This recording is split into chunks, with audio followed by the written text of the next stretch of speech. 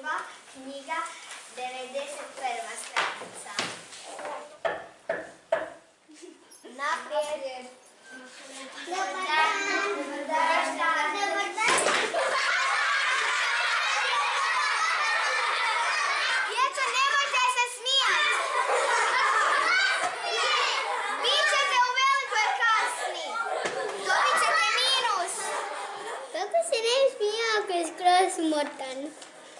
Koje godine mi dođe da te gledam? Mika, ti uvijek možeš biti prvi. Svi ste gotovi.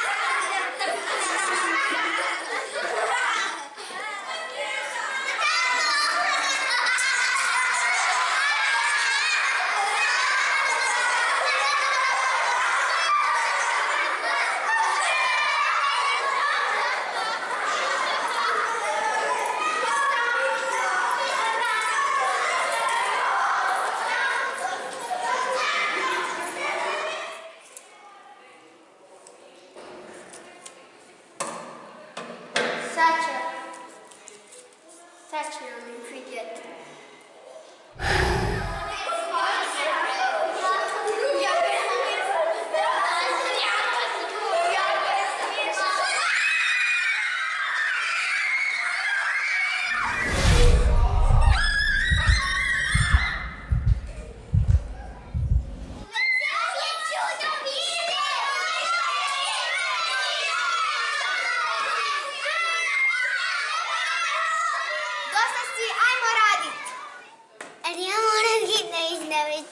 Ali učiteljice! Šta je, Mika? Rekla sam da mi je hitno, da moram ići u WC.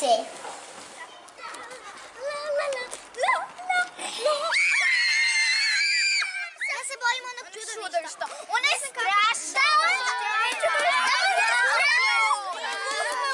gdje je Vanja? Gdje je Vanja? Možda ga je pojelo čudovište.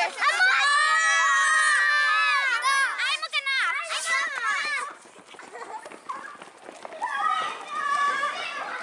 Vanja! Maca! Evo ga! Evo Mace! Evo Mace! Čekaj!